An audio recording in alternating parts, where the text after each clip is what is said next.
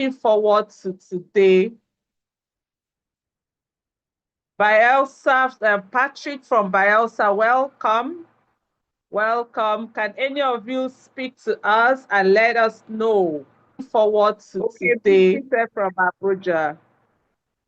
Bielsa, Patrick from Bielsa, welcome. From Ghana. Can any of you speak to us and let us know?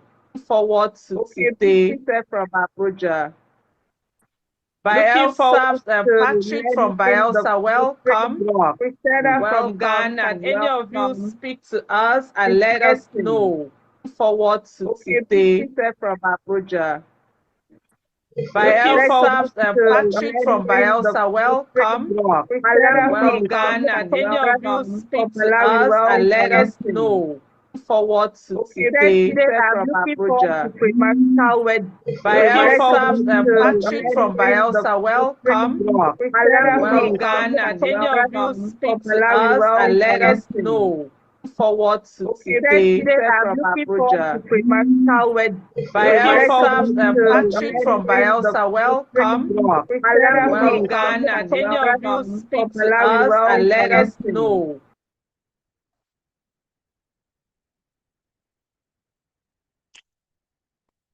So what is your expectation today? Please let us know your expectations today. What are you expecting today?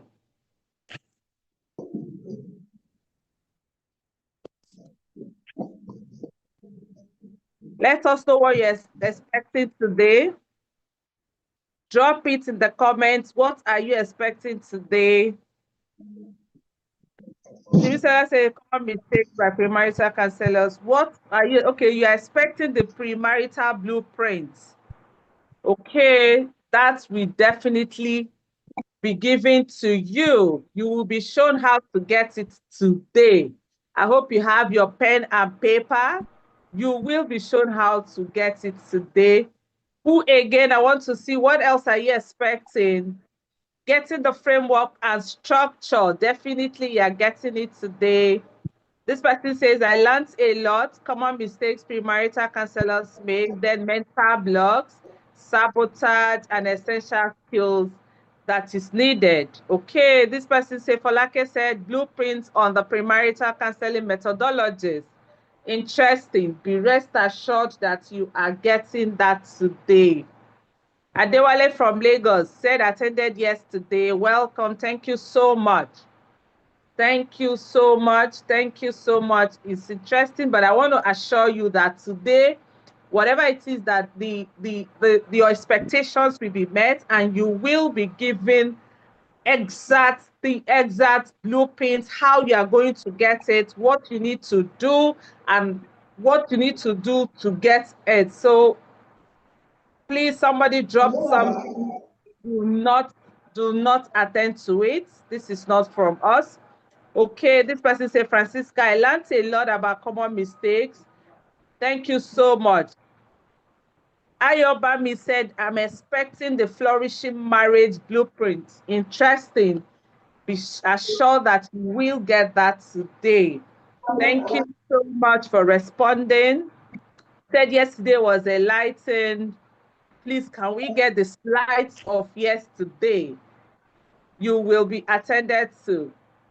Okay, so we are going to start again for day 2, and I'm going to allow our Queen of Happiness, Coach Dema, to take over. And remember, you are going to have the team today, Coach Dema and Coach Nedum, but we are starting with the Queen of Happiness, Coach Dema. So I hereby call on the Queen herself to lead us for today.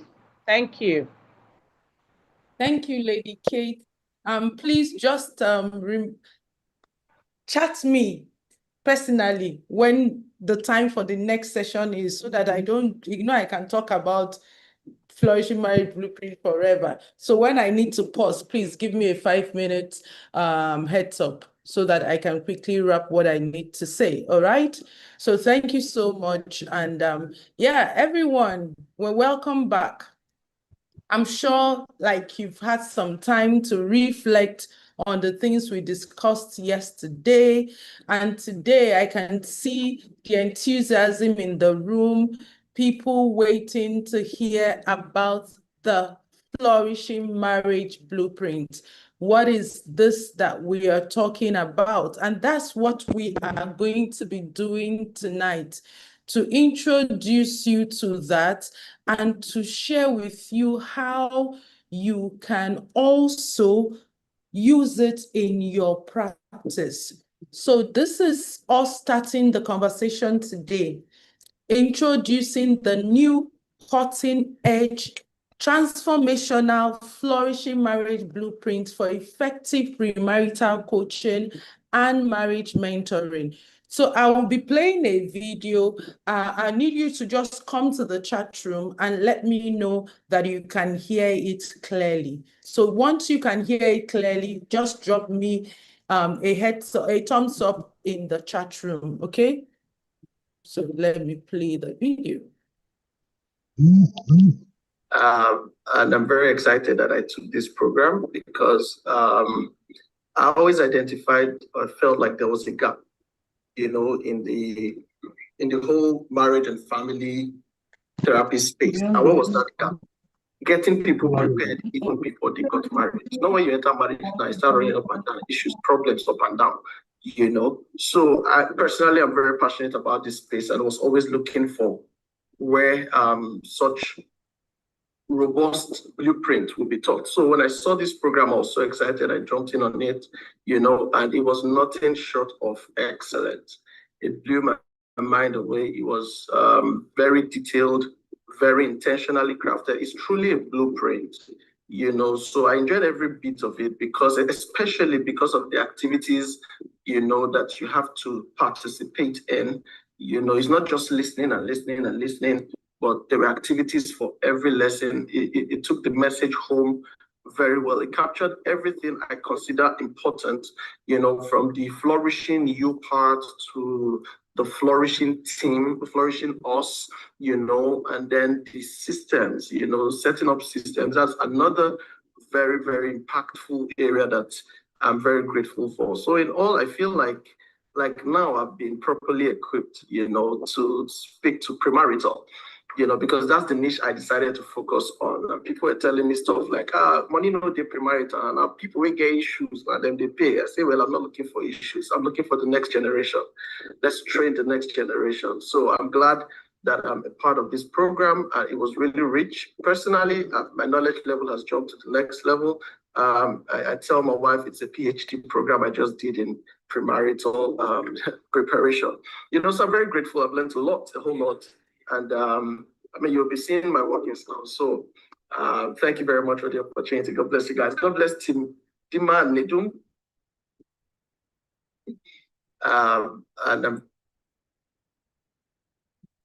Okay, so let me just play this, and because her story really touches me, but I would like for you to listen to it yourself. Hello, everyone. My name is Jennifer Dawn Charles, and I live on a tiny island in the Caribbean called Grenada. From a very young age, I've always had a passion and a desire for seeing marriages work. I went through my life helping couples, but not doing it in a structured manner. And even more recently, I felt the call upon my life to take it to another level. I see the way that premarital coaching or counseling is being done in my country. And I know for a fact that there must be another way. There must be another format that could be used that can help couples, that can guide couples so that they can have a wonderful and blissful marriage. And I felt that I needed to get that type of structure so that I can do what I do in a more professional way. I searched the internet, but I couldn't find anything initially. And then I prayed because I felt God calling me. And one day while I was scrolling through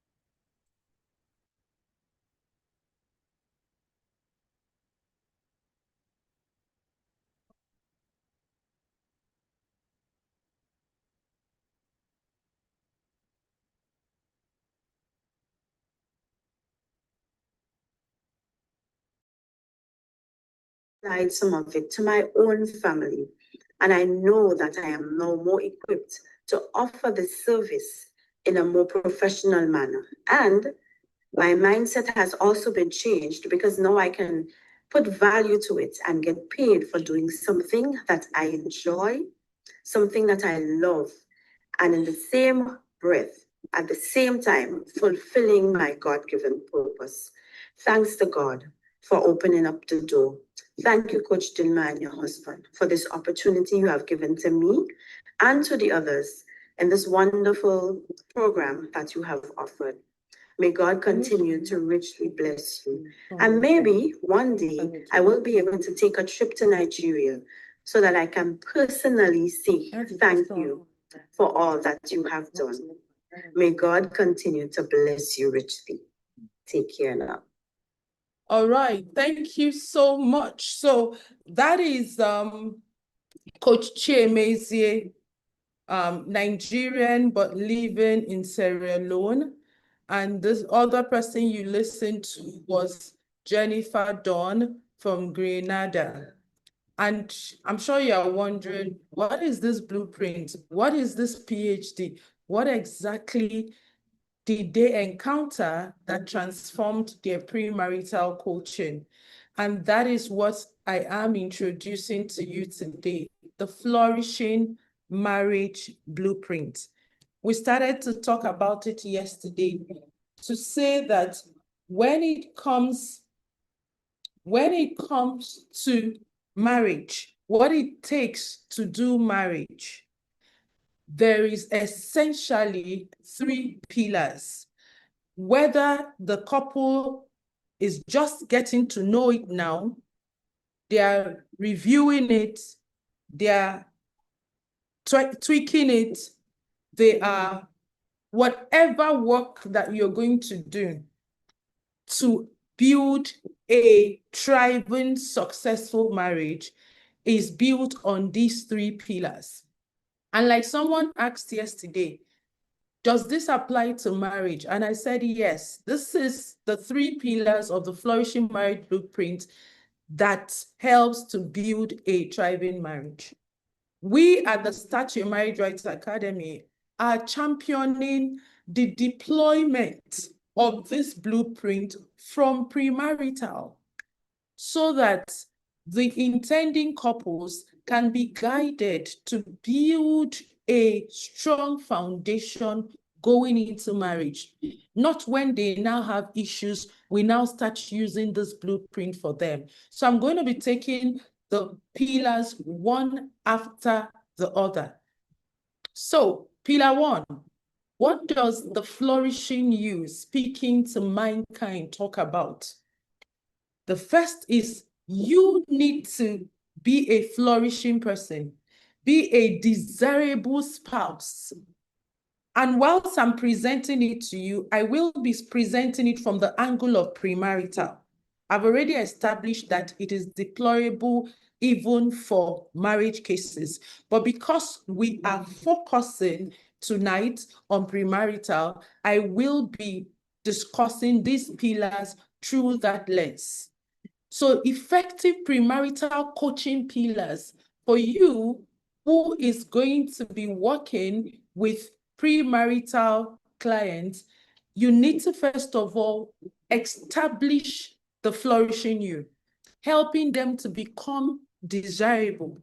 Then you move on to the flourishing us, helping them to build a team-centered mindset.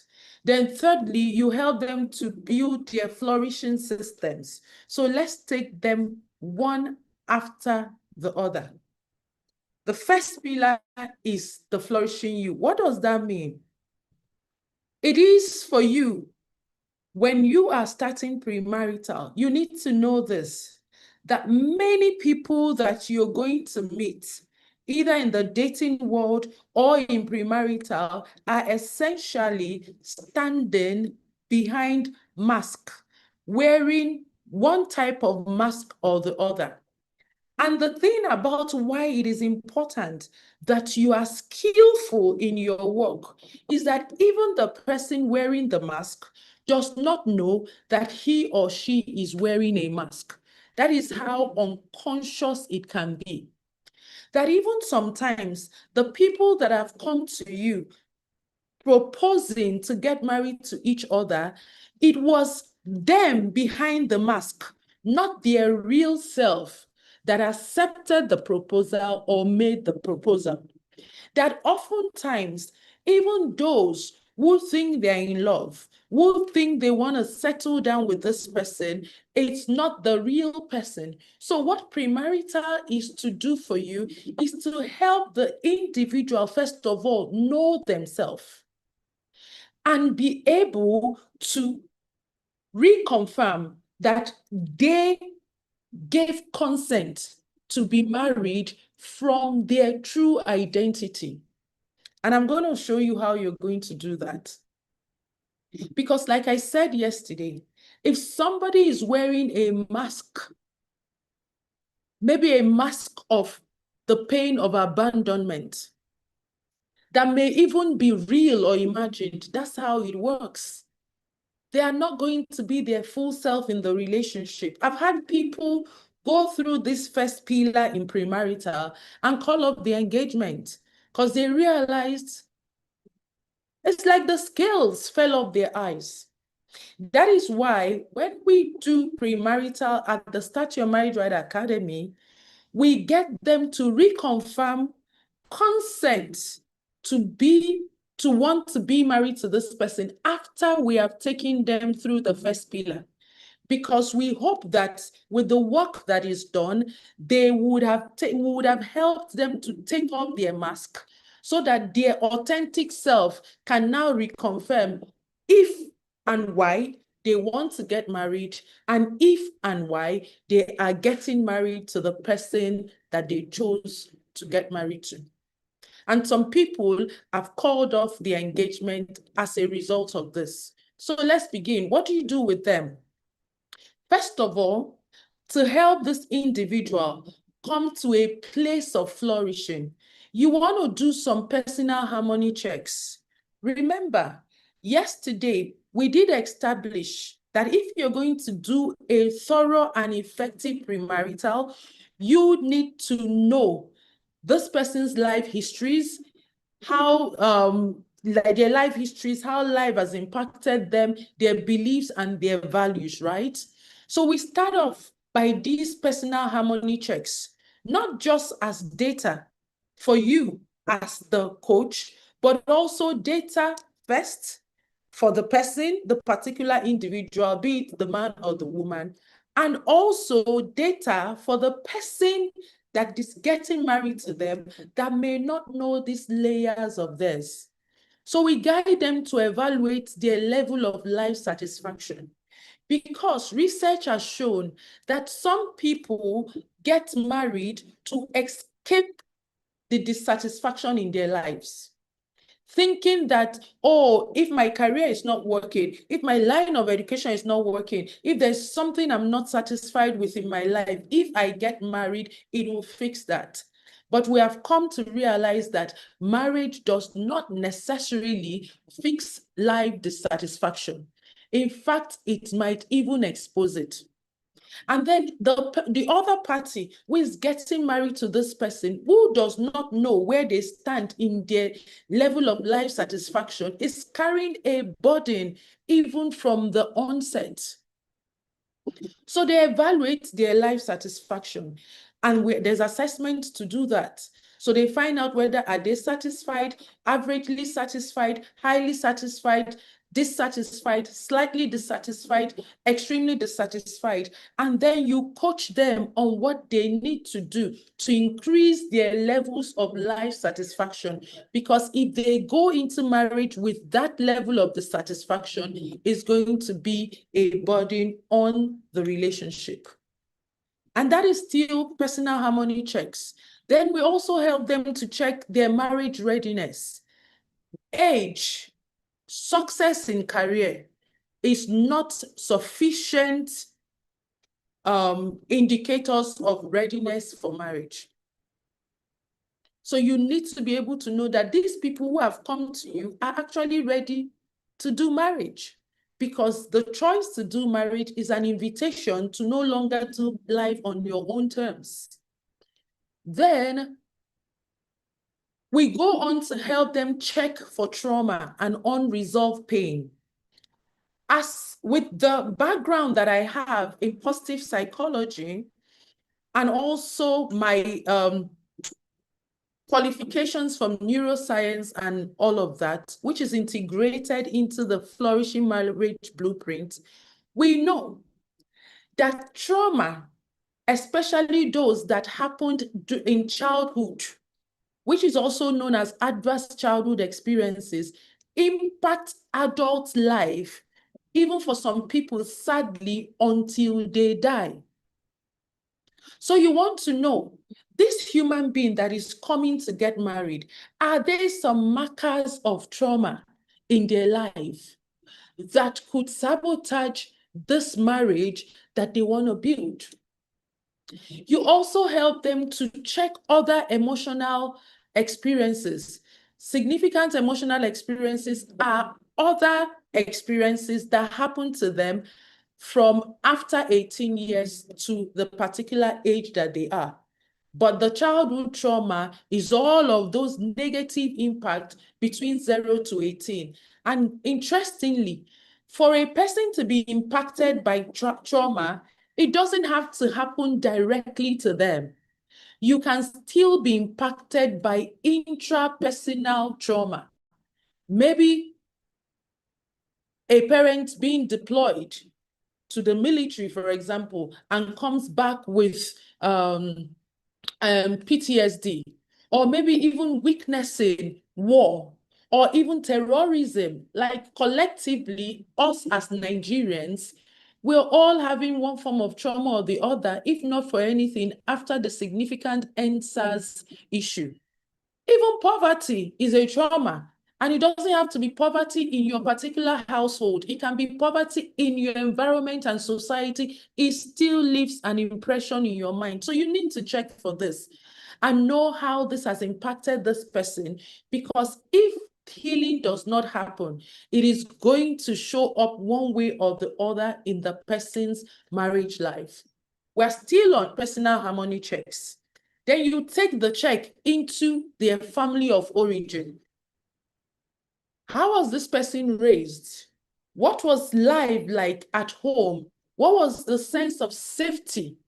And that's where you begin to look at their birth order.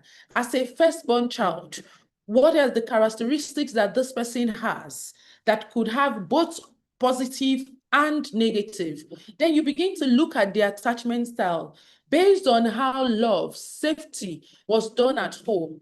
Is this person anxiously attached, where they are abandoning themselves just to keep a relationship because of the fear of somebody leaving them? And sometimes you don't even know you're doing that. Then, or is the person avoidant? Because you could see somebody saying to you, oh, my partner and I, we don't get to talk. He's always in his own world. In fact, one of the things that scares me about getting married to him or her is that he just does his own things. He doesn't carry me along. If you don't understand attachment style and how it shows up in how people relate with their loved ones, you're going to be telling the person, giving advice, oh, you know that now you want to get married, you need to invite your partner into your life, you need to be doing things together. An avoidantly attached person has a coping mechanism unknown to them of doing life independently, even when they're in a relationship, because that is what they know. Maybe they grew up in a home where love and support was inconsistent. And so they felt, oh, nobody loves me. The way I can survive in this world is to do my own things. Yet they're in a relationship, they cannot invite intimacy. But if you just start by giving advice, you know what, how you can build intimacy is that you should spend time together. You're just trying to put the cart before the horse, because you need to first of all heal that person of the attachment wound before the strategies you're teaching them can work. Otherwise, it's like pouring water on a rock. So we get them to evaluate, take an assessment to know the attachment style, so that if they are not securely attached, now you can now use tailored strategies for the avoidantly attached, for the anxiously attached, for the fearfully attached, and then for the person that is securely attached, you reinforce it. Because people don't carry their attachment styles or their birth orders or the unhealthy patterns on their forehead, somebody who could be from an upbringing and other past relationships that is securely attached could be dating somebody that is fearfully and disorganized attachment. How are you going to work with two of them to be able to build safety and trust in their marriage when you don't even know where this person is coming from and what this kind of attachment requires and how this person can be a support to this and this can be a support? That's why I always say to people, it is putting the wrong order when you are doing premarital and you just jump into the couple, teaching them strategies, telling them how to be a team. No, you need to first of all ensure that these individuals are first human beings that have a secure identity, that have healed their wounds and reconnected to the authentic selves before they can even do any teamwork. So after we have checked all these personal harmony checks, we now go ahead to help them reconnect to the authentic selves. Remember, yesterday we did say that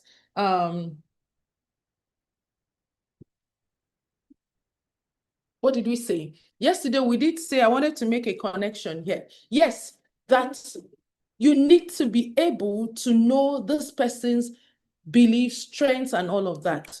So to reconnect them to the authentic self, you help to profile their strengths. And there's a beautiful positive psychology approach we use in this blueprint, which is the character strengths. And they are able to do the assessment, know their strengths, but then it doesn't stop at just their strengths. They are able to now see, how am I using my strengths? Because, and I can tell you that coming to the understanding of how they could possibly be misusing their strengths has been one of the greatest aha moments that we have when using this. Because somebody can think that I am honest. Honesty is a strength of mine. But typically, human beings, you and I included, have a tendency of overusing our top strengths because they come naturally to us. We excel effortlessly in them, and it doesn't require much effort from us to be that way. Somebody who forgiveness is a top strength for easily forgives. And that's why sometimes when I listen to some marriage coaches who are talking to people, say, for example, in the concept of forgiveness, and you just go, oh, you need to forgive, or you begin to quote, some moral quotes for the person, how forgiveness is important, and all of that. I get it. But it's also because you don't know that forgiveness is also a strength. And the strength of forgiveness is ranked differently for different people. So for somebody like me, and that doesn't make me special, it's just who I am, forgiveness is one of my top 5 strengths. But I could have a friend or a partner who forgiveness is in the lower strength. So if you as the coach just keep saying you need to forgive, you need to be brave, you need to be honest, it's because you don't understand that strengths are ordered differently for people. So let me go back to what I'm saying about misuse. So we get them to understand how you could possibly misuse it. I was using the example of honesty. And then somebody who is honest will say things the way it is without wanting to mincing words, without wanting to sugarcoat the words, because to them, I'm honest. I just like to say it as it is. But they don't know that sometimes they come across as self-righteous or come across as using sarcasm to pass on a message, which could be hurting their partner. But when they are able to, each of these strengths has an overuse and underuse, and they see it for themselves, they understand. Then we get them to evaluate their values. Let me tell you something. For two people to do marriage together, they must know each other's personal values. I'm not just talking about them eliciting their family values. That's in the next dimension. Because if I'm going to do life with my husband, I need to know why he makes the decisions that he makes. I need to know what drives his choices. So your premarital process is incomplete if you do not guide the couples to elicit their individual personal values, so that they themselves come to consciously know it and their partners also consciously knows it. Then after we've done all of this, we now guide them to create what we call the intimacy playbook. And what that is like the nickname for it is know me better, love me better. Because again, one of the things that people talk about when it comes to marriage is the need to build intimacy. And the fact that I said it yesterday, that marriage is the most intimate expression of love.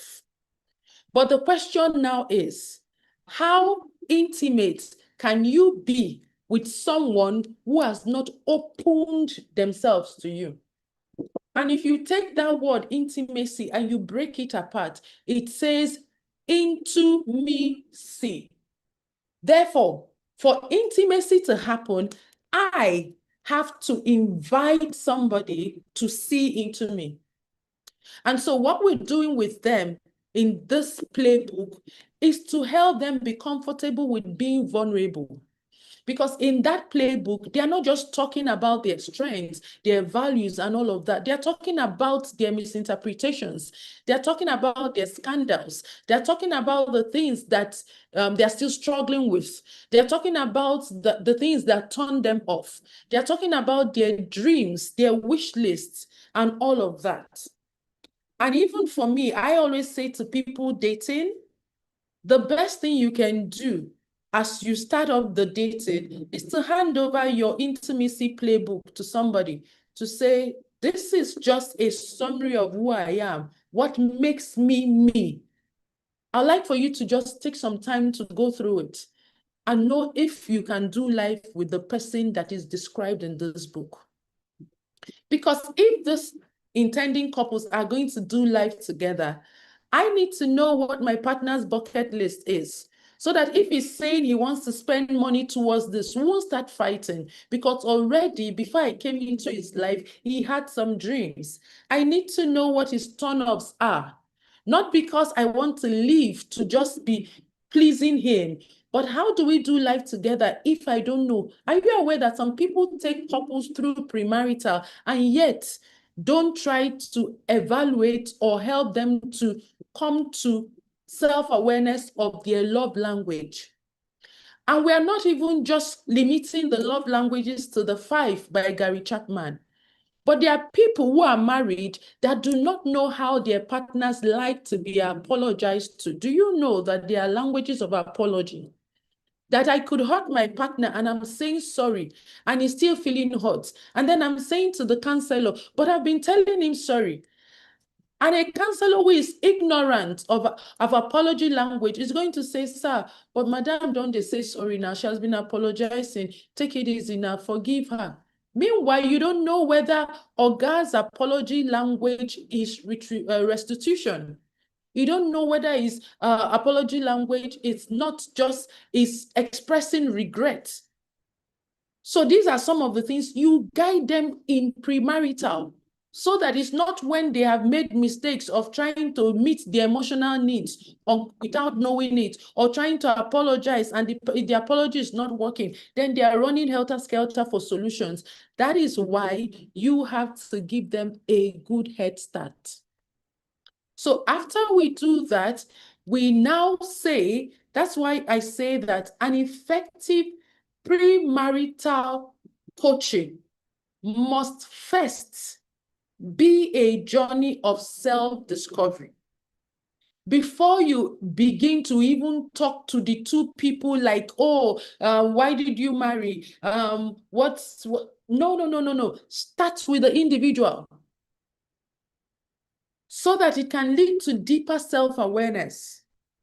And by the time they come to this self-awareness, some of the things that could come up for them could be things that bring up shame for them, could be things that they feel guilty about, could be things, whatever it is. Your work is also to help them to heal, to come to a place of self-acceptance. And self-acceptance happens only after healing has taken place.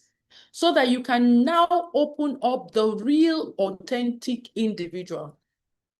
And I was saying yesterday when someone asked a question, so when you help them to do all of this, you find out the trauma in their life, maybe from childhood and all that, do you refer them to a psychological help? And it's your skill set that determines. But if you're using the Flourishing Marriage Blueprint, it has some psychotherapeutic tools that helps to heal childhood trauma and also helps to heal other adult trauma and guide these people individually to release bitterness and resentment.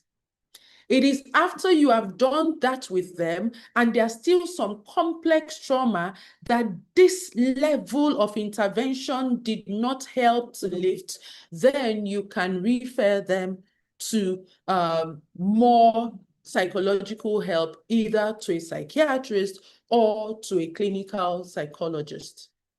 Can this be applied to the divorced couple? What do you mean? Divorced couple that want to do what? I have established from the onset that this blueprint is a blueprint for building a thriving marriage. So is this divorced person wanting to remarry, wanting to rebuild the old marriage? If that is what you mean, yes. The Flourishing Marriage Blueprint can be deployed in different layers of building a thriving marriage. If I also understand the second part of your question, which could be in that, if a divorced person wants to remarry or even wants to be in a new relationship, that's the beauty. I'm coming to that, but you're making me say it earlier. The beauty about the Flourishing Marriage Blueprint is that it can be deployed as standalone. So take, for example, this person is divorced, their heart is broken. They're trying to know, what didn't I do well? How do I prepare myself so that if I'm going to date again, I will not make the same mistake? Everything I've said in pillar 1 is deplorable to that person. So each of these 3 pillars work together as the Flourishing Marriage Blueprint and can also work independently depending on what the objective is. I hope that answers your question. All right. So, Kate, I'm still on time, right? Yes, you are. Okay. Ireti, I cannot highlight the apology languages. That's not the content for today. I just gave it as an example. All right. So there are materials on that. And if you're going to stay with us, then you will also get to learn it and how to assess it. Okay. So pillar 2. So that's the first pillar. Now let's move to the second pillar. What do we do with them in the second pillar? Now, these 2 individuals who may not consciously know how the experiences they've had in life from childhood till now may have impacted them. You have now opened their eyes to understand it. These 2 individuals who may not even be so conscious of their strengths and their values, you have now consciously opened their minds to it. These individuals who may have 1 or 2 things that they need to shed off, that they need to let go of. I've seen people take this pillar and they've gone to forgive their parents because we have a child-parent healing intervention in it. I've seen somebody say to me, I didn't know that I was still hurting with what my father did to me when he took me to boarding school. The older siblings did not go to boarding school, but the dad said, oh, he's the last born. They don't want him to get spoiled. And they put him in boarding school even after he pleaded. And then when he got to boarding school, he was bullied.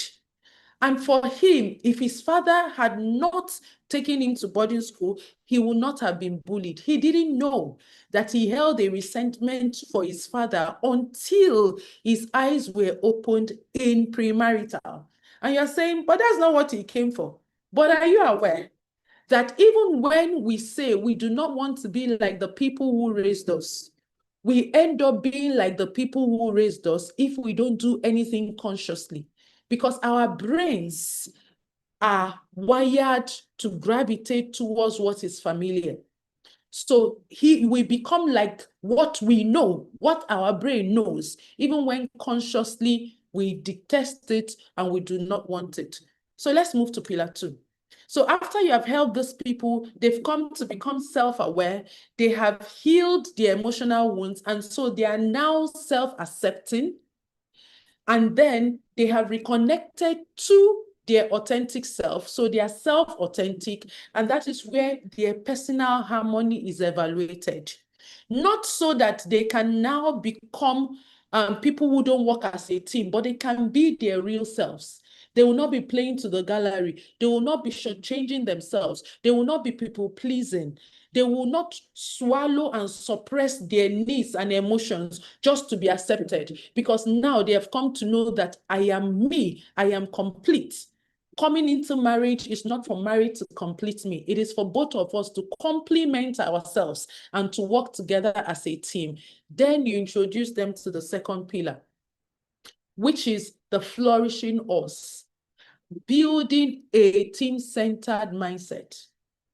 Because two good people, two whole people, two people with an incredible level of personal harmony can marry and the marriage will be miserable. Not because they are not good people, but because they are not good together. And that is where can two work together unless they agree becomes a system. Somebody asked me yesterday, so if you say we should not just be quoting scripture, we should make it a system. How do we make it a system? I'm showing you how to make can two work together unless they agree a system. You will also see how do not be unequally yoked is also a system that helps to verify the alignment of the couples. So what do you do with them? You start again, like we did with the individuals, to begin their harmony checks. As a team, this is where you test their marriage ideology alignment. What does marriage mean to you? It doesn't matter where they are getting married, whether be it in faith-based, whether be it they're encountering you in your professional premarital. What does marriage mean to you, the lady, you, the man? Because if you don't know what marriage means to the person you want to get married to, then what are you doing with the person? And there is no assumption. Because I've seen cases where there was an issue and the lady was heartbroken because the man impregnated his side chick. And she kept crying and said, but you promised me monogamy, but you promised me monogamy. And the man said, I am monogamous. And then when he was asked to explain, he said to him, monogamy is one husband, one wife. And he has no plans of marrying the side chick. So he has not defaulted in monogamy. Meanwhile, the wife assumed that he shared the same concept of monogamy with her, which is one man, one woman. So you see, two people married, claiming that they are doing monogamy, but clearly have different views of what monogamy means. When you have finished, defined what marriage means to them, and they align it. When I mean by alignment, they bring it together to a common ideology so that it is what is guiding what they are doing. Then you want to help them test their beliefs and integrate their relationship values. Because if they have to work together, they have to agree, starting with what marriage means to them. Even if I am facilitating premarital in church, I know what the church says about premarital. I ask the individuals, aside from what the church says about marriage, what does marriage mean to you? What does marriage mean to you? And I get them to bring out the common denominators. If somebody says marriage is a partnership, somebody says marriage is an anchor, somebody says, they bring those common denominators and adjectives they use in describing it, because that's an anchor for their shared ideology. Then they test for their beliefs. If they are equally yoked, there are going to be issues. And like I said, you don't just test beliefs for spirituality. You're testing, what do they believe about roles and responsibilities? A man can believe that a husband is not the bread, should not be the only breadwinner. And the wife believes the man should be the breadwinner. You know already on the premise of that, there's going to be issues. Because ultimately, whether consciously or unconsciously, people are guided by their beliefs. So with what it takes to make marriage work, you look at it, roles and responsibilities, leadership, control, accountability, all of that. What do they believe in them so that they are able to now align their beliefs? And remember, you have helped them elicit their personal values. You now have to get them to integrate their relationship values. Because when we look at values, we don't just look at values from one side. We look at values in the 4 main domains of life. They look at their values that guide how they do work, education. Because if I'm marrying a man whose integrity is important in his work, I need to know. Then we look at their values around relationship, their values around their personal growth, their values around fun and leisure. So those values they elicited around relationships, you have to guide them to integrate it. Easy Agbe, we have told you yesterday, stop dropping this, please. If you are not here for premarital, you want to leave. And I don't know how we need to block this person to stop joining these classes, because it's distracting me with this is unsolicited broadcast. Okay. So if you are with me, please give me a thumbs up. Then we move to expectations. I've seen people say, oh, if you discuss expectations in premarital, it's going to cause issues because people have unrealistic expectations. It is best that you discuss expectations. Ignoring it, assuming that it's not there, does not help the situation. And this is one thing I found out with discussing expectations in marriage. It's not because all the expectations will make sense. But you know, the presence of a neutral third party, which is what you should be. I was invited to speak yesterday at an event. And then when I came in, it was a virtual event. When I came in, there were already 2 male on the panel. And so I was the only male. I was the only female, pardon me. And then when the anchor was introducing me, she said, oh, thank God, we now have Mrs. Chidinma here so that she will bring a gender balance. I'm very intentional about language and impression. And when I came in and I'm like, oh, thank God we have these professionals here. I'm just coming to also join from a professional point of view. I'm not coming from a gender place. And it was intentional for me to say that. So that's why I'm also saying to you, when you're in premarital, you are not a gender. You are not there to advocate for your fellow women. Neither are you there to point out to your fellow men. You are a neutral bystander. Your work is to observe and to give direction. So I've seen couples discussing their expectations. And in my head, I know this expectation is unrealistic. I don't say your expectation is unrealistic. I'll say to the person, so when she was talking about this expectation, how did that make you feel? because I already know and then I guide them. So I've sometimes helped them to rework some expectations, see the folly in some of them, and then drop some. That's why you are there. So don't bypass discussing expectations. Let them put the expectations on the table. Then you guide them on how to make it harmonious for the good of both parties. I'm about to hand over. So let me just quickly wrap this up, and then I can move back. I can hand over to you, Lady Kate, so that I'm done with Flourishing team, okay? So after we do the team harmony checks with them, we now go to the marriage sustainability checks. Look, research has done work for us. That marriages have been studied over the years, and it has been looked at to say, what does it take to build a successful marriage? Those that have been able to build it, what happened? And there were certain things highlighted. Number one, the chemistry compatibility factor. Number two, the submission factor, communication factor, friendship factor, and conflict resolution factor have been singled as the major marriage sustainability factors. So it means in premarital, these people have been relating with themselves, whether they've dated for 3 months, for 6 months, for 1 year, for 2 years, these factors have shown up in their relationship.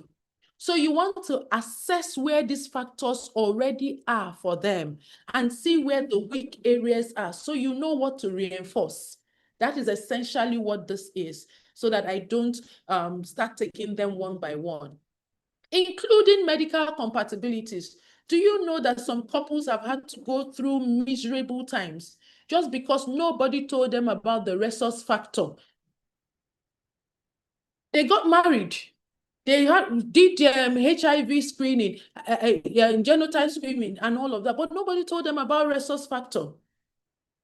And just because the protein in the husband's blood is negative and in the wife's blood is positive, that if somebody had told them it just needed some kind of medical treatment after they take it for their first pregnancy, because if you don't do that, the woman's body will begin to raise antibodies to fight that foreigner. And that's what causes ectopic pregnancy, miscarriages in subsequent pregnancies. And you know how emotionally draining that can be. But imagine if they worked with a knowledgeable premarital coach who told them what to do. Do you think they would have to go through those years of emotional pain? And then this is where I was talking about helping them to practice effective communication and proactive conflict repair strategies. I think I'm going to just pause here, because I'm hearing there's some people, it's time for me to hand over. I will come back and deal with the rest, because an effective premarital coaching must highlight the incompatibilities in the intending couple's life priorities, in their beliefs, in their values, and provide opportunities for alignment, while still providing them with frameworks for practicing relationship building skills. Let me pause here. Let's digest this.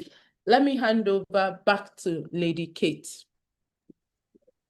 Thank you so much. Thank you so much. You have really gone far. But before we proceed, I just want my other colleagues on the call today to hear from someone who has been able to take this journey as a marriage counselor, someone who came on board, who was like you, and decided to come on board to do this journey. I want you to hear from her directly. Let her tell you her experience for taking on this journey with Coach Dimma and the team.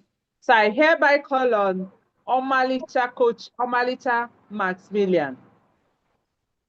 Is she here? Yes. Thank you so much. Welcome. Please, can you tell us your name and how you came on board and what did you take away from this call? Okay, good evening, everyone. Please, can you hear me? I want to be sure that my volume is okay. Good evening, everyone. Yes, we can hear you. Please go ahead. Good evening. How are you? Okay, I'm doing great. Good evening, Coach Nima. This is your baby girl for life. Your model baby for life. And good evening, everyone that is on this call. I sincerely appreciate us. I sincerely respect everyone here. And I celebrate you especially because you are here for a reason and you answered this particular call. It's a journey that will take you where it has. In fact, what this course has done to me, it's going to do to most of you. So my name is Lady Oma Maximilian Chukwenyi. I am a pharmacist by profession, and I am a mother of 5. So I knew Dilma while I was a young mom. I think the exact year I got married was the year I got to know Dilma. And she became my model lady. Like, I've been following her closely. I have learned from distance from her. But a time came, because of all the things I've learned from her, I started modeling marriages. And a lot of people are now looking up to me as as an authority who could help them. They come to me for many reasons about marriage, both singles, because I learned so much from her that I had to give a lot. But the truth of the matter is that when these people come around, I don't really know where to start from. I don't really know the exact point where to take them and like where to start from and where to take them exactly to get the exact result. I might know what I want, but I don't have a framework. I don't have a structure. I know what to do, but there's no framework, there's no structure, there's no structured teaching. So on getting into the premarital coaching course, in fact, it's a savior. I call it a savior. The course is not just the course. Dima is a savior. Coach Nedum is a savior. Coach Dima is a savior. And the premarital course itself is a savior. Why? Because it is ultimately done for me. I don't need to think of where to start. I already know where to start from. Each client that comes my way, I already know this is what I need to deploy. And at the end of the day, the exact transformation I am looking for in this client is what they got. So being in this course is something that I cannot stop being grateful for. Yes, I know I paid a fortune for it, but in fact, I can't quantify what it has done for me because it is for a lifetime. Like I've gotten this wisdom, I've gotten this framework, and the community, the circle, the like mind, the mentorship that follows, it is premium for me. Like it's been wonderful. I have to really say the truth. So if anyone is here and you are thinking whether you're going to whether you're going to go further or not, please stop contemplating. It is a must, like it's a sure deal for you. Dima is one person that does it transformative. It's not someone who a coach would come, he will give you some, she would give you some, and you're still going to figure out. You're not figuring out anything. All you need to do is to go your audacity and start working and start earning too. Yes, I know I've been doing freebies. Me and my son, some of my sisters in this call, we've been doing freebies. People come, they want to take your brain for free. They want to pick your brain. They want you to coach them even for free. But in this class, Coach Tima and Nedu were able to take us through on how to even make those people who want to pick our brain pay, including family members, they can pay. Okay, so it is, I know I don't have much time to keep talking, but I think this is enough already. Thank you very much. Thank you, Lady Kate. Thank you so much. Thank you so much. Thank you for giving us this opportunity and, telling us what you learned from this course, and also letting our colleagues here to know that it is a must. This is something that they have to, so thank you so much. Thank you. Thank you. So our colleagues here, I hope you can hear her. You are getting ready for what we have with you, we have for you tonight. And I want to call another person who will also speak to you to let you know what this course has done for her. And I'm here to call Coach Ramatu Ahmed. Is she here?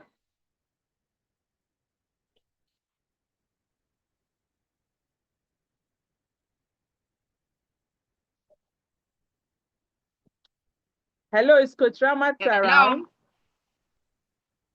Yeah, I'm here. Okay, thank you so much. Yes. Thank you so much for coming on board. Good evening, Ma.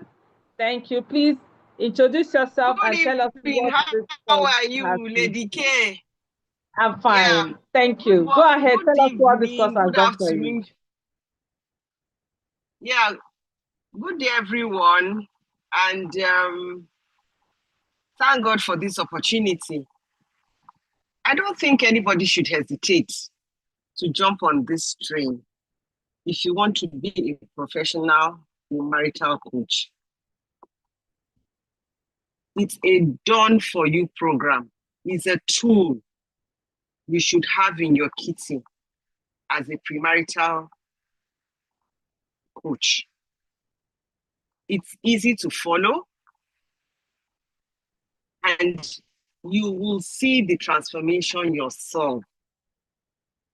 But I'd advise you that just use the pillar 1 for yourself first and experience the transformation it's going to give you. Then it is easier for you to now evaluate the transformation your clients will go through.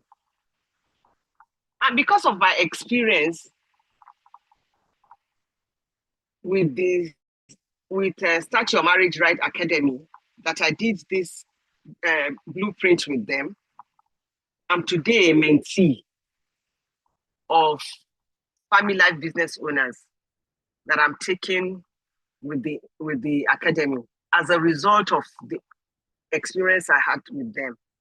So don't give it another thought.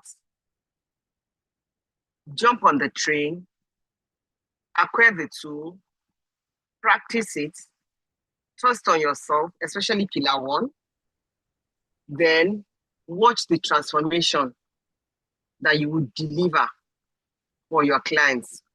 And as they said, that is done for you blueprint. They didn't exaggerate. So come into our fold. It's a wonderful community. Coach Dima will not leave you hanging. They will hold your hand.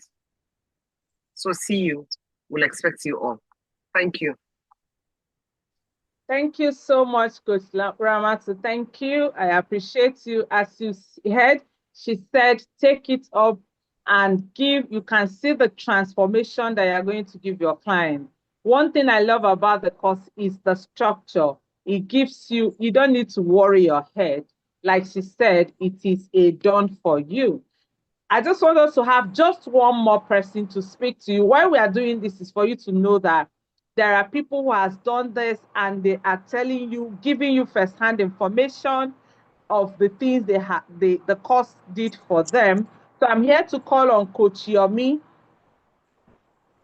Is Coach Yomi on board? Yes, I'm here. Good evening. Good evening, Lady Ma. Kate. Welcome. Good evening, Ma. Good evening, everybody. Thank you very much for having me. I hope we're all doing great and we've been enjoying the class so far. So for me, this program was should I say it was like a godsend, really. I had done a few certifications in counseling and all, but if you're like me, my name is Yomina Pobero. Sorry, I didn't introduce myself. My name is Yomina Pobero. And I was saying if you're someone like me who likes the systematic way of doing things, so you want the step by step, how do I go up from one point to the next, to the next, to the next, then you're in the right place. Because what this course did for me, first and foremost, was to help me to find myself. Like the last quote said, Kodwamachi said, the pillar 1, when you go through it for yourself first, then you know exactly what it is that it can do and how much it can help your potential clients. And for me, that was really key. It was really key for me. Going through pillar 1 changed a lot of things for me in terms of mindset, in terms of my orientation. And then it was easier for me to be able to help my clients, walk through it. And then, of course, having a Done For You program where it's can I call it a plug and play? Because pretty much that's how it feels, you have the whole process laid out for you, the step-by-step process. You know where to start, you know the next steps to take, you know what to do, how to work with your clients through and through. And I think it's just a magical experience, to be honest. And if anybody is, on the fence, if you are thinking, oh, is this the right fit for me? Should I do this? Should I invest in this? If you want to work with people in terms of premarital counseling, then absolutely, this is the best framework that you will find out there right now, and no need to hesitate anymore. Jump on it. Coach Dima, Coach Nedum, and the Start Your Marriage Right Academy faculty have been extremely excellent with the work that they've put out, and I think it's definitely a program to go with and not to hesitate. Thank you very much for having me this evening. Thank you, Lady Kate, and we look forward to seeing you all in the community. Thank you. Thank you so much, Coach Yomi. Thank you so much for making it look so real, showing us the real time what the course has done for you. So let's quickly go back to Coach Dimma so that she'll be able to finish, because I can't wait to have the king of Flourishing system on board. So let's quickly go to Coach Dimma. Coach Dimma, please take the floor. All right. Thank you for having me back after that short break. And I want to sincerely say thank you to Omalicha, to Madam Ramat, and to Yomi. Time will not permit us to talk about how we met ourselves. And that's why I say that sometimes you don't just wait for your immediate community. You can actually be an influence to people outside of your immediate community. Because for the life of me, I did not know Madam Ramat. We met on social media. She made some inquiries about the course, and then she jumped onto the course. And not only has she taken the course, she's also a very valuable member of the Family Life Business Owners Multi-Millionaires Mastermind, where I am the chief masterminder. And like somebody was saying, why are you bringing people to give testimonies? They are disrupting the flow. Nobody does anything in isolation. Community is an integral part of the effectiveness of your work. And so it's not because nobody is here to cajole you. Whether you take the training personally, there are millions of people that are waiting to take it, and the work continues. But you need to know that this is a community of vibrant professionals who are using the blueprint and it's working for them. All right. So thank you, everyone who testified. Now, let me bring you back to where we were before we had to take that break, to also listen to other people who are using the blueprint and who were at the point of the flourishing team. What do we now do with them? We guide them to have hot conversations.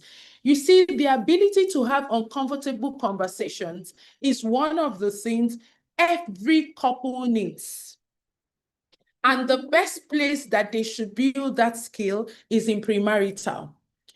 Recent research continuously shows us that emotional suppression is now even heightening the wear and tear of the human body, increasing the allostatic load, and also compromising immune system. And if there's one place that people suppress emotions, is in marriage, especially the women and even the men.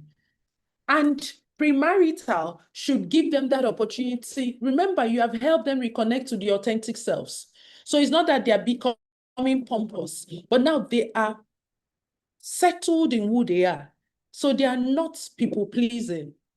because their personal harmony has also grown, they are able to express themselves, however, kindly. So you guide them to have hard conversations that ordinarily they would not want to have because they don't want to hurt somebody's feelings or they don't want to sound so desperate. They're going to talk about their relationship turn-offs. What are those mannerisms that your partner does that puts you off, that irritates you?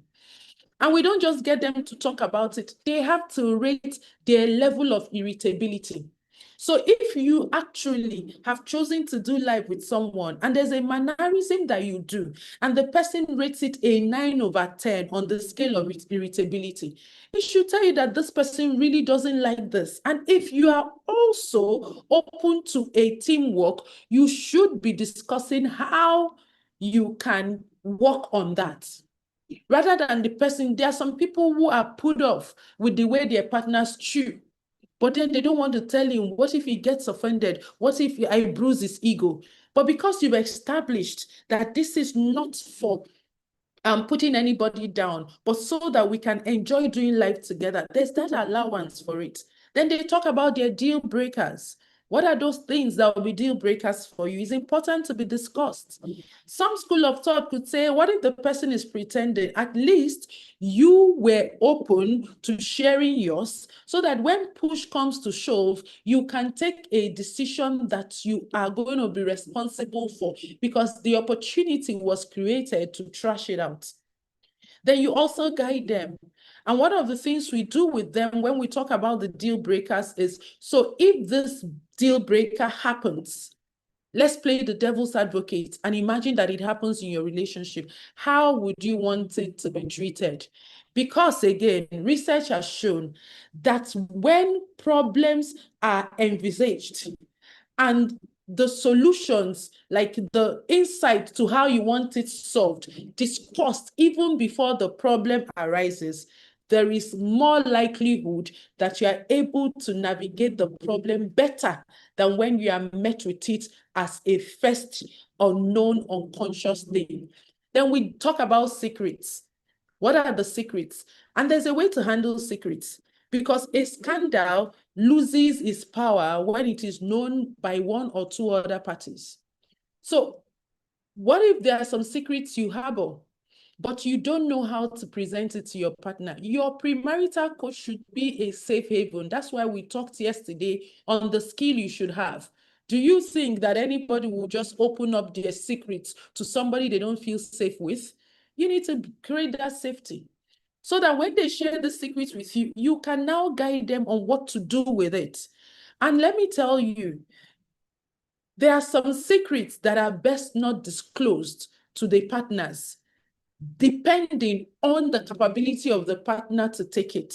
But then there are strategies on how to handle it and who needs to know about it. So that if a scandal breaks, there is a way it can be handled. All of this is part of the hot conversations. We've talked about relationship expectations. Then, just like we said yesterday, that two people getting married have their own beliefs, right? You help them to elicit their beliefs, and you don't load your own beliefs on them, even if you feel that your belief is superior. So imagine that you're working with a couple and two of them agree that all the monies they make in this marriage should be sent to the husband's account. Once the wife earns money or is paid salary, it should be sent to the husband's account. You have verified their mental wellness. You have helped them heal from trauma. So if they are making this decision based on their beliefs, you are not to tell them, how can you send your money to your husband's account? What? No, because you are not the one in the marriage. The same way, you cannot begin to tell them, this is what I do in my marriage that makes me happy. That is why we have this coaching tool, where you help them map their wheel of marital bliss.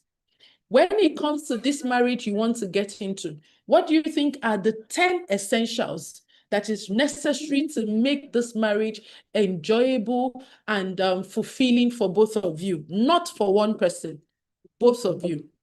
And then they do that exercise. Then you get them to plot it. So if they the wife lists, they list some things and it's 10, what we get them to do is to rate, okay, you're already relating with each other. Yes, maybe you are not married, but you've been dating, you've known yourself for some time. If they put, for example, friendship, communication, money, blah, blah, blah. Right now, with where your relationship is, what is your level of satisfaction with your communication? They do that and they plot their will. And when they plot their will, it looks like something like this. So you already have a metaphor, an analogy to talk to them. If this is the will that will drive this marriage you want to get into marital bliss, how successfully can this will navigate? They can see it from themselves where the loopholes are. And then your work is cut out for you to coach them on what they need to do differently. And for those who are also asking, this is also applied in marriage. So you're working with a couple having marriage issues. Pull out the wheel. Let them look at the essentials in their marriage and where the levels of satisfaction are. And then you begin to, they plot it and they see where the weak areas are and all of that. It gives a pictorial view because some people learn visually, some learn auditorily, some learn in a kinesthetic way. So that's why the beauty of interdisciplinary methods, where you are not just using one method and talking and talking and talking. You have experiential tools to use. You have coaching tools to use that works for people of different learning styles. Therefore, an effective premarital coaching must equip the intending couple with problem-solving skills and working tools to review their relationship periodically and create self-initiated actions there. For example, this wheel is also a coaching tool they can use. 3 months into their marriage, they pull it out to say, okay, when we did our premarital, this was what our wheel was looking at. Like 3 months later, what is it looking like? They don't need you to do that because you've given them a working tool. And several other tools. Part of the tools that we also give them is a template for reviewing their arguments. There's a template for it so that you can draw out lessons from it and then proactively decide when something like this happens next, this is how we will de-escalate it. And they go away from your coaching sessions with it.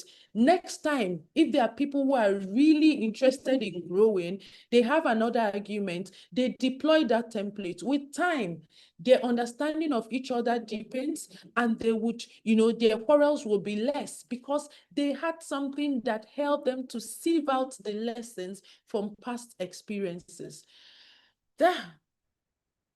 I'm going to leave this question here so that I can quickly invite my partner who will take us on the last pillar.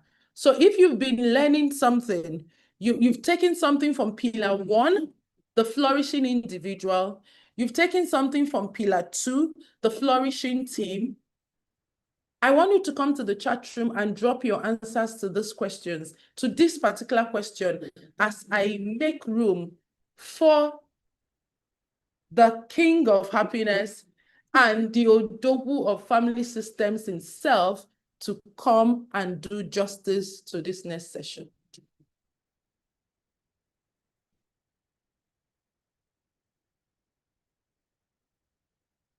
Okay, if you are hearing me, thank you, Kate. Thank you, Dima, for doing an amazing, wonderful, and lovely job yesterday and today. And I think the class has been going on well. We are being empowered. We are being equipped. We have totally been given tools to make this work not just easier, but done amazingly in such a way that those who are working with us will have the impact and produce the kind of results that they desire. So send into the chat room quickly. Why do marriages struggle in their early years? Maybe you can send more than 1 or 2 or 3 as in regards to your experience, what you see around you, perhaps what you even notice in your family of origin, and even what people have complained about. So let's go quickly. Let me see what you are putting on the chat room. Let's go. Okay. Marriages struggles due to lack of effective premarital counseling. Great. Expectations versus reality. That's by D. Makamume. Great. Yes, expectations of reality. They prepare for the wedding ceremony and not the marriage. This is absolutely correct. They talk about the dress colors, the hall, who are going to be there, how they are going to have the bachelor's party, who are going to be their MC, what comedians should show up without even talking about the marriage proper. Past experiences and trauma, Silvanus is saying, great. Lack of communication and understanding, good. Ken says, okay, JDC said, lack of deep knowledge of each other and having to adjust. Jane Jerry said, okay, sorry. Abayomi Adejumo said, lack of preparation for marriage. For Folake Ade Bojo. Okay, it's coming on quickly. Ignorance and lack of proper premarital coaches by Obunoluwa. Great, let's keep coming as we are learning together. Great, yes. They hide their real identity through during courtship. Good. We have an amazing answers already. And so here is the third pillar. Having discussed the first pillar, the second pillar, here is the third pillar, the flourishing system. The flourishing system. And we know that love alone cannot make a marriage beautiful, cannot make a marriage flourish, cannot make a marriage endure with just having that emotion that I love you, I love the way you love me back, I love that we're going to build a future together, I love we can dream together, without understanding how these things is going to work. And that is why the topic or the third pillar is co-creating flexible family system. Therefore, what it simply implies is that one person is not deciding how the thing should work, how the marriage should work, making the decisions, giving the rules, guidance, and processes. Perhaps most times we bring the idea that, I am here to help the man. I am here to serve the man.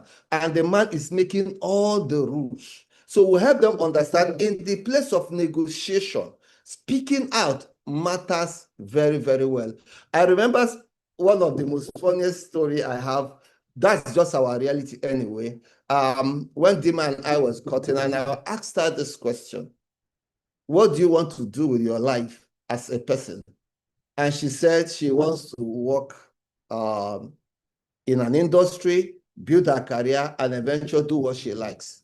And I was, taken aback, because in as much I was asking that question, I've already believed that what she needs to have is just a supermarket, maybe close to the house, selling provisions, baby wear, things that women usually are interested in.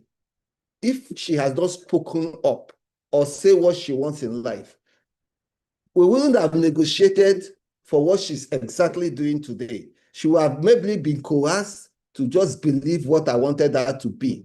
And therefore, it's important that you understand that these things are really things that will make you come to the place and actually speak out. And co-creating simply means both of you are coming together to build something worthwhile. And so what is this family system? It is a structured set of patterns, roles, routines, and decision-making process on how you are going to do marriage together, how you are going to relate, how you are going to communicate, how you are going to make decisions and handle responsibilities. So family systems is the glue that ties everything in pillar 1 and pillar 2 and make it productive. So just imagine this. You come into a garage, and you know the primary purpose of a car is to move goods and people from one place to the other. And in that garage, the steering is different, the carcass is different, the air conditioning systems are different, probably the seats are in one place. And what that, all the components that make up a vehicle is there. That very different components lying apart cannot move you from one place to the other, except they are being coupled together, put into such a way that they can able to work harmoniously and deliver the single purpose of a car of moving people and commodities from one place to the other. It's the same way. So now you have known yourself, you have known you are a team, you have created the dream, you have created the vision. How do you let those preparing for marriage know that they need to understand how these things are going to work cooperatively, mutually, inclusively to deliver their goals, their dreams, their ambitions in such a way that it makes them easy to make decisions in their daily way of living. And so with system, it also reduces stress and emotion that comes with daily making of decisions. It reduces confusion and pressure upon the newly married people. Of course, there will be a lot of things to deal with. Their job requirements, the in-laws, the children upbringing, the family work, the domestic work. How do they assign themselves with a form of synergical process to get things done smoothly without a system? So system helps them to make that. And what are these systems they should have? What are these systems you should help them have so that they will run effectively, productively, and with ease? Just the way our body runs with different systems. Any of these systems that is deficit can disrupt your entire body. That is the same with those who are preparing for marriage. Love alone without a structured system will end up with chaos, confusion, and probably in separation and in divorce. So here are the systems that you are going to help them to have, to implement, and to choose how it's going to run. The governance system, the communication system, the education system, the economic system, the domestic management system, the recreational and fun system, the security and immigration system, health and wellness system, culture integration system, and legacy system. And so let me just share a brief. For example, the economic system. This helps them to decide what will be their financial plan, probably for the rest of their life, from short-term to mid-term to long-term plans, depending on their goals. What will be their earning capacity and their earning optimization? What is their current net worth? Where are they starting right now? What do they have to start with? And where are they going? Who makes certain economic decisions? What is these rules behind buying items, storing in the house? What will be their nature of having joint accounts or separate accounts? Who will be responsible for making decisions for investment? In what do they invest? When do they exit investments? What will be the budget for giving, for charity, for tithing, if they choose so? When will they work? Who will work? Will both of them work together and contribute? So it is not just agreeing and falling in love and think it will fix everything. These questions for economic system will solve in advance some pressing questions that will arise or will disrupt their family economic system. And so another one, for example, is the governance system. Who is the leader? What type of leadership system will they adopt? How will the decision-making process be taken? Who will be delegated certain responsibilities? Will it be based on gender? Will it be based on expertise? Will it be based on availability? Or it will be based on experiences? So All these things are the important things we help those who are preparing for marriage to have, to set up, and to engage so that they will have a seamless, productive, flourishing relationship rather than allowing just love, chemistry to unite them, and lack of system will create the chaos that is unnecessary and therefore make the whole idea something that has ended either in separation or in divorce. And so just come to the chat room and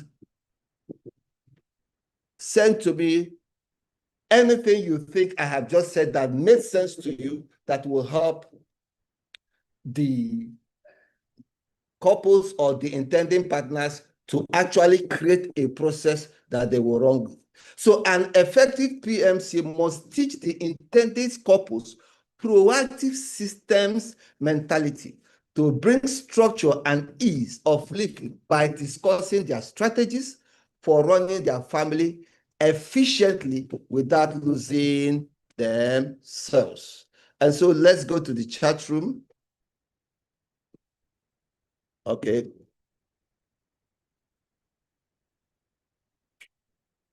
So let's review your marital process as Dima comes into to continue the class. Thank you and God bless.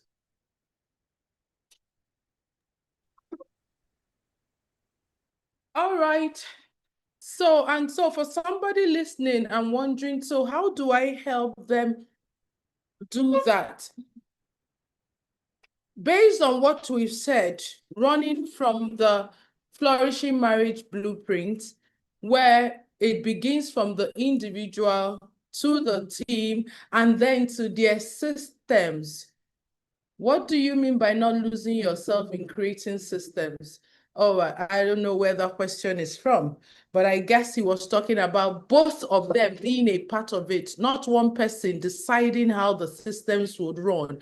Both husband and wife in premarital bringing their contribution to how to create their systems. So if you already have an existing premarital practice, or whether professionally or you work with people in your faith-based organizations, let's do a little review of what we have learned and how it applies to you. First of all, starting from yesterday, we looked at coaching presence.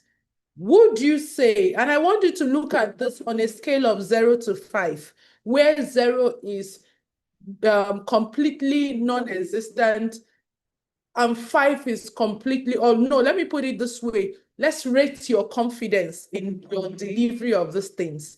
So 0 is, I am completely not confident in this area, and 5 is completely confident in this area. So it's a scale of 0 to 5. And you're not sharing your answers with me or in the chat room. It's just for your own personal review.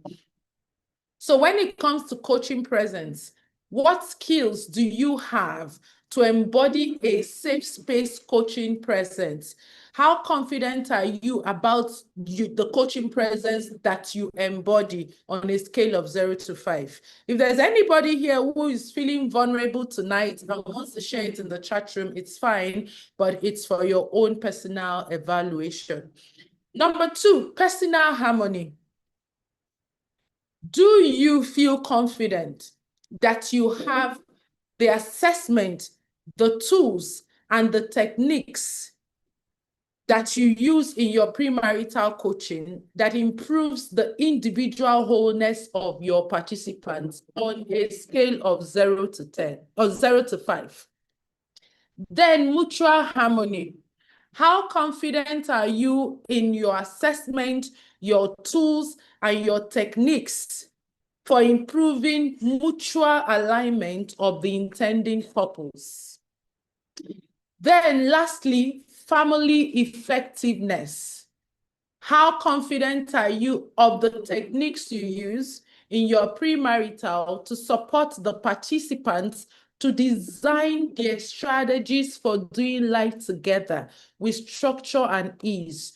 So you see how the Flourishing Marriage Blueprint is built. First, starting from the unit, the individual person, bringing them to a place of wholeness and desirability. And then you move from that unit to the couple. Then it's assessing the couple, helping them to evaluate their marriage sustainability potentials and also to strengthen their sense of partnership. Then it takes them there to now how effective they will be as a team. This person who is flourishing, this couple who are working as a team, what is the methodology that they are going to deploy to be able to do life together? Because you know that even if they are whole, if they are good partners, if they don't have these systems, it could cause disruption in certain areas of their marriage. And that's the holistic framework for premarital and marriage coaching. So like I said, is there anyone who wants to share with me what they think about their particular where they are at? Because our goal at the Start Your Marriage Right Academy is to provide indigenous research. We're committed to doing research and providing evidence-based, not just based on our personal experiences or even, yes, whilst we're going to draw from our experiences in the professional field to create premarital coaching frameworks and raise equipped and effective premarital coaches who will save marriages from the start. That is our goal, and that is what we are designed to do. So I'm just going to be now sharing with you. I think we've taken a couple of testimonials, so I'm just going to skip that and just share with you the blueprint, the framework. And then if there is time, I hope we will have time, I will share some other experiences. And if there are questions, particularly with what we discussed today and yesterday, I will be taking them. So let me go straight to the pathway of that you can use to become a trained. Where is that? Give me a minute. So, do you think that the Flourishing Marriage Blueprint, with what you've heard about it, can actually give a couple a good head start in marriage? Let's start with that. Based on what you have, yesterday we did introduction, but today we actually tried to go into each of the pillars. In your own submission, will this actually give a couple a good head start to marriage? Because I'm about to introduce to you a pathway that can make you become a trained. We're going to train you. We're going to certify you, and you're going to get licensed to use this transformational premarital coaching blueprint. And it is delivered within 12 weeks. When Madam Ramatu was talking, she said it's a done for you. Let me tell you a bit about the done for you. So what my team and I'm not going to take this so that we don't... Like what my team and I have been able to do is this. Now, I have been in the marriage coaching space for 18 years and counting. And I dare say that I am a thought leader in the family life space across Africa, because I have worked with my team, not in the Start Your Marriage Right Academy, in the Institute of Family Engineering and Development, to raise over 2,000, 3,000 and counting family life coaches. But then I also noticed something, that when people I sit in class with, or even we take certifications, they still come back to me to say, I'm confused. I don't know what to do. Okay, so I have all these tools, but when a client is in front of me, like Omalicha said, what do I do with them in the first session? What do I do with them in the second session? I have so many tools, but I can't seem to harmonize it. That's one of the things that causes loss of confidence. Then again, another thing is like, oh, I have the skills, I can offer this, but when it comes to continuous development, I don't know how to make money from this for those who are doing it professionally. So they are discouraged from investing in improving themselves because they can't see the pathway of recouping what they have made. And this blueprint not only trains you, I will show you how it answers the question of overwhelm, of knowing what to do with your clients and how you can earn from it. And when I tell you this and you put it to practice and it does not work for you, you come back and demand for whatever it is that you may have paid for the training, particularly if you do the work, because this has been taught to many, is the people who put in the work see the results. So what we're giving you is a blueprint. You will be trained to understand the Flourishing Marriage Blueprint. We just gave you a breakdown. All those different things I said, the assessment, the tools, the methodologies, you need to know how to use it in real time if you want to deploy the Flourishing Marriage Blueprint. That's one. Then two, we have designed a 12-module premarital coach curriculum. And this 12-module premarital coach curriculum helps you to take premarital where you deploy the blueprints, the 3 pillars, across 12 modules. Each of this module has been broken down with a clear objective of what to achieve in module 1, 2, and continues to 12. There is a brief of what you are to do with the clients. You have your coaching scripts in terms of the coaching questions to ask them, the reflective exercises for them to do, the assessments for you to administer, how to interpret and coach them further based on the result of the assessment, and also exercises you do for them, they will do. All of these have been broken down and compiled into a premarital coaching handbook.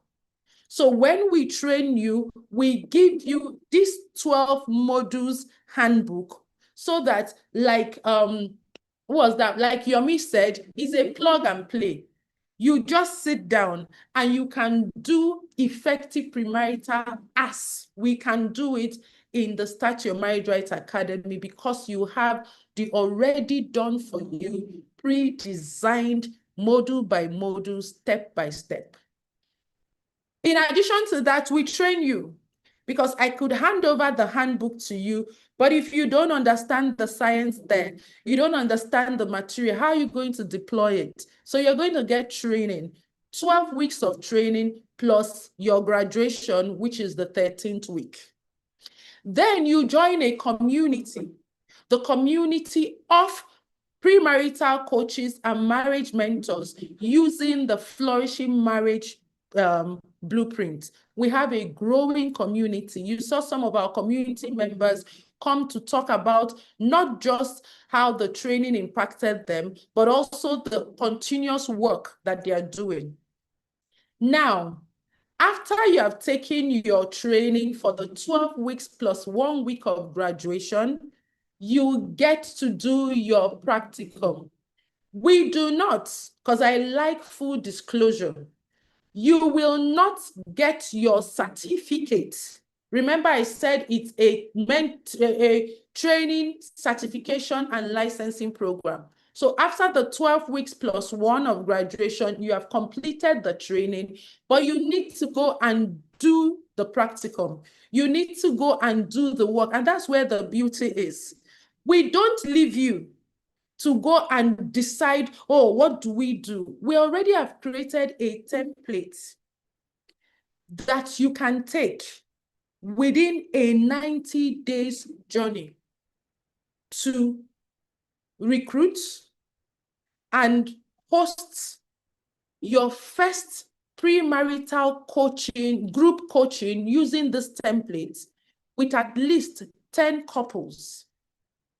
Where if you are doing it in your faith-based, it's okay. If you are running an NGO and you want to do it pro bono, it's okay. But the template you're given guarantees that you can recruit 10 couples, take them through this 12 weeks program with the minimum enrollment fee of 100,000 naira. You can convert that to your independent currencies, because we have people from different countries, where you can at least make from your first deployment of this framework the minimum of 1 million naira, working with 10 couples. And this template that we're giving you is tested and proven. So you don't just take the training and now, oh, how do I deploy it? We have shown you what are the kind of conversations you should have with people. How do you recruit them? What do you say to them? If you're doing a mastermind or a webinar, we have even designed a webinar structure that you can just take and plug and play and deliver it and recruit yours, because it's part of your practicum. Then after that, you also get a platform. We've had people who took the course, but they don't want to, they yet have not started to build their website. They don't have the paraphernalia of business. So they don't have a website, they don't have a system of recruiting people, but they are passionate about doing premarital, about helping people. We have an opportunity for you to offer premarital on the Start Your Marriage Right Academy platform and earn your facilitation fees. And I'm not saying that we are keeping you there forever. It's by choice. You take the training and you say, right now, whilst I'm still building my own practice, I want to understudy how it is done. I want to offer premarital on the academy platform. You can do that after you have completed your certification, and the academy will pay you facilitation fees. So you see that the goal is actually to help as many young people as possible in Africa to get robust, thorough premarital. So we don't just teach you, we show you the business angle and we give you a platform to do that. So that is what makes the work that we are calling you to come join us to do together. And right about now, so if you notice, like I said, the 3 pillars, it's like an end in itself, even whilst the 3 of them are collectively working together for a thorough premarital. And the people who have spoken today, you kept hearing them say, you have to apply the Flourishing You for yourself. You can apply it to people who are preparing to date. For example, in the academy, we deploy the Flourishing You in different stages. We offer it to young people, 18 years and above, so that they get to even elevate their personal harmony before they go into any committed relationship, where they don't have to suffer heartbreaks, but they are prepared proactively. So their parents sign them up to do the Flourishing You with the academy. We also offer it to singles of different categories, the matured singles, the divorced people, and all of that, because that is the beginning of relationship. And you can also do that. And you are, by the time you take this training, you can know how to guide your clients to create their intimacy. The second pillar is also a whole on itself, because you can use it to work with people who have been dating. Now they want to get married, but they're like, we want to be sure so that we don't make a mistake. You need to evaluate not only their personal harmony, but also help them see if they can be a team, so it can stand on its own. I saw Adewale saying, oh, systems is why some marriages suffer. You can actually also deploy system independently. A couple who are relatively good, you assess their personal harmony is okay, you assess their beliefs and marriage sustainability is okay, but they want to reinforce their family. You just take them to the Flourishing systems. and coach them, because once you do this training, you get the coaching scripts for each of those systems that Nedum talked about. You have a coaching script for helping your clients to create it, and then they are able to create what we call their family effectiveness manual. And this family effectiveness manual, we always say to our clients, you have to print it and keep it in your homes, because it will also help them with dealing with extended people. When domestic staff come to your home, when people come to stay with you, you have to induct them into the culture of your family. And it's documented in your family effectiveness manual. So even for you, when you take the training and you know your family doesn't have systems consciously, then you also, first of all, everyone who has taken this training, I always say to them, where's your personal intimacy playbook? Because you have to start from yourself. Then your family must have a family mandate guide and your family systems guidebook, so that you can also help your clients to do that. All right. Definitely. So what next? The next is that our next batch, okay, for 2026, we're having 3 batches. Batch 7 is they are graduating on Wednesday. So after this training, we still invite as many of you want to come and witness what the graduation looks like, and hear the people in the current batch talk about probably the challenges they were having in their work before they took the training, how the training has impacted them. They will be graduating on Wednesday, and we'll share details for those who want to join and observe the graduation. The next batch will be starting May 11th. And our last batch for 2026 will happen around September. Now, a good number of you have stayed with us from yesterday to today, even on YouTube watching. I came in earlier today and I looked at YouTube. I saw we had over, was that 600 views? And I was like, wow. Because I kept getting prompts, the room is filled, the room is filled. And I said, we're streaming on YouTube. So I'm sure that at the end of today, maybe we would have had over 1,000 eager family life coaches, premarital coaches across Africa who want to do premarital right. So here is an opportunity for you to get the training. And right now, the cost of this training is 500,000 Naira, 350, that is about 350, right, in USD. That's what you're going to pay as an individual to take the training with all of those benefits. And if you have done certification trainings, you will know that this is like giving it up for just a token. Because I know how much I spent in getting my certifications in positive psychology, emotional intelligence, and all of that. I had to cough out thousands of USD, not including also my flight and accommodations to get to those locations. But we want to get Africa to improve their premarital. So for this masterclass, it is only valid for 72 hours, please. It will expire on Wednesday. Those who have questions, I will come to answer your questions in a bit. So let me finish what I have to say.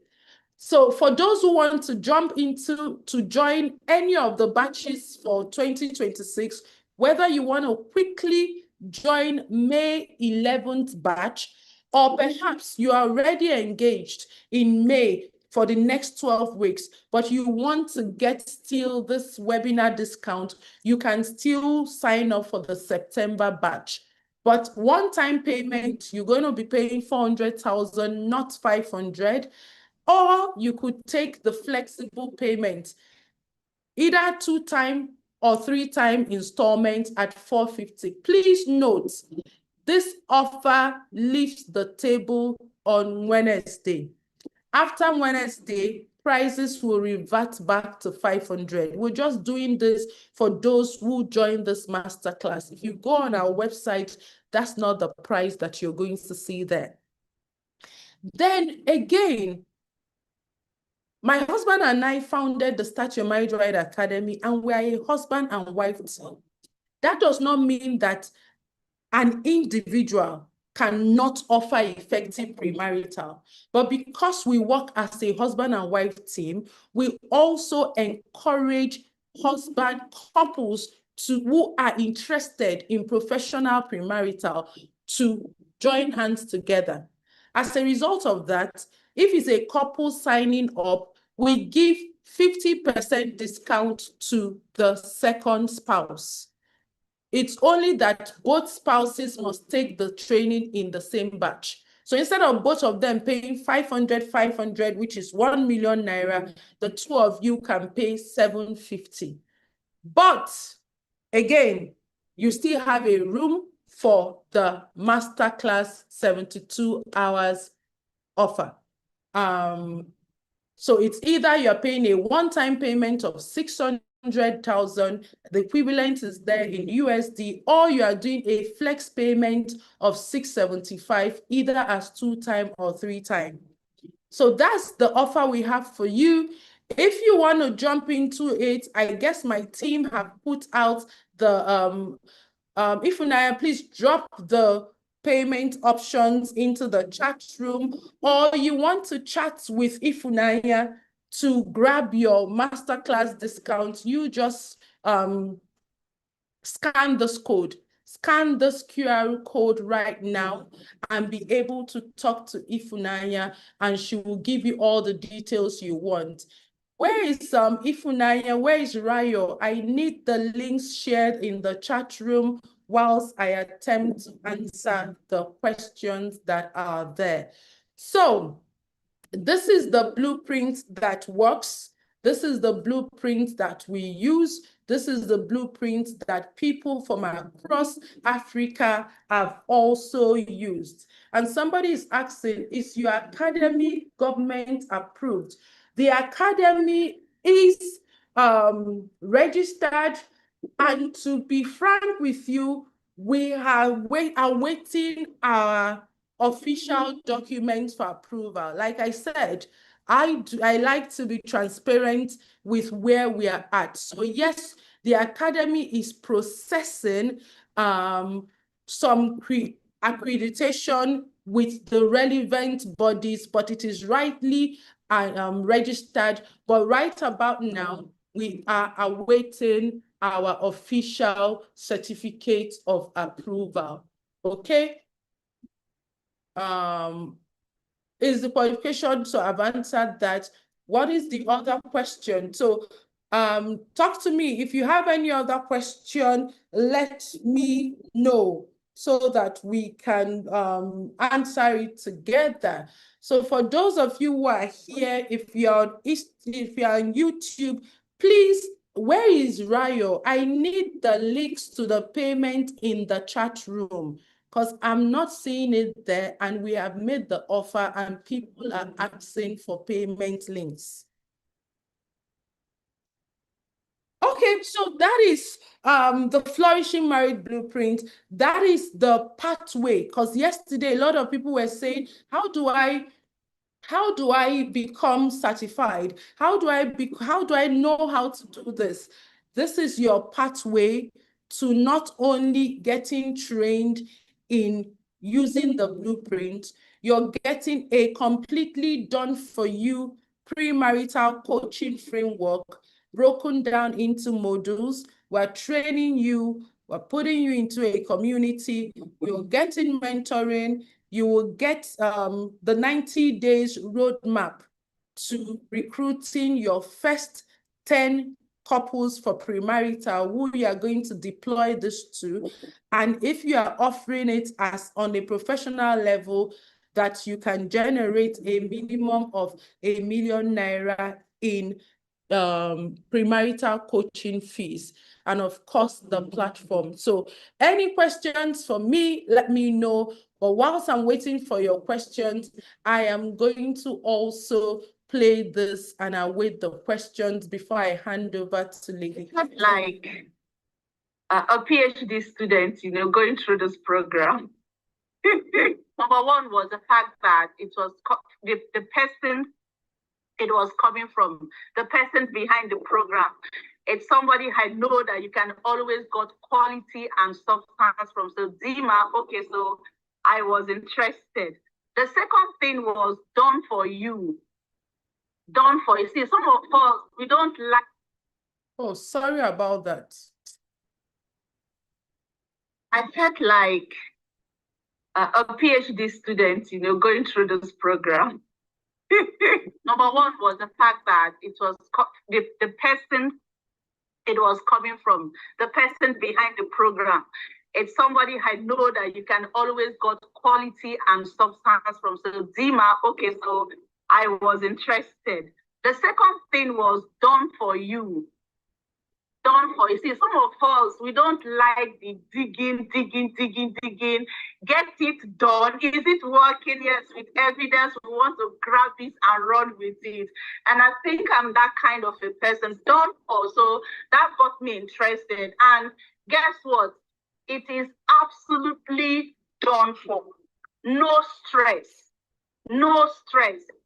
It's also impacted me as a person in that I saw some things that had been, lying about, some things playing out, and I was able to put my finger on where that was coming from. Talk about attachment styles. I discovered that the relationship I had with my dad, had been playing out in some ways that I didn't understand. And now I understand it very well. And I'm working on that, to address it absolutely and completely, because it's been amazing. I would recommend it 1,000 times to anybody all over. Even there are some persons that have been wondering, what can I do with my life? What do I do with my life? I'm recommending this to them also. So once again, thank you for this Indeed Done For You course. It's been elaborate, meticulously put together, and the sessions were wahoo. Every section was beautiful. Okay, so I guess my work here is done. I hand over back to Lady Kate, and I hope to see as many of us who want to actually become effective coming to take the training, joining May 11th batch, or you want to pay in advance for September batch, you are welcome. Remember, the master class special discount is valid for 72 hours and will be reverting back to the original price after Wednesday. Lady Kate, please come and take over and end today's conversation. Thank you, everyone. I will see you on the other side. Thank you so much. Thank you, Coach Dima. Thank you, Coach Nedum. Thank you. I'm sure that my people here, you have, gotten everything that you need. The payment details are in the comment section. Please go and make your payments like yesterday. If you can't make one-time payment, please do your instrumental payment. But I can assure you that it is an investment that is worth making, as long as you want to play in the field of being an impactful marriage counselor. I encourage you to ensure that you come on board this night and join the group. The community is amazing. You're going to get a whole lot doing this. Thank you so much. I'm sure that your 2 days here wasn't a waste, and we hope to see you in the next batch. Thank you. If you have any question, if you want to ask any question, you can go back to the group. Please drop your questions or chat Ifunanya. You will get all the directives that you need, all directions that you need for payment. Thank you for being here. See you in the main class.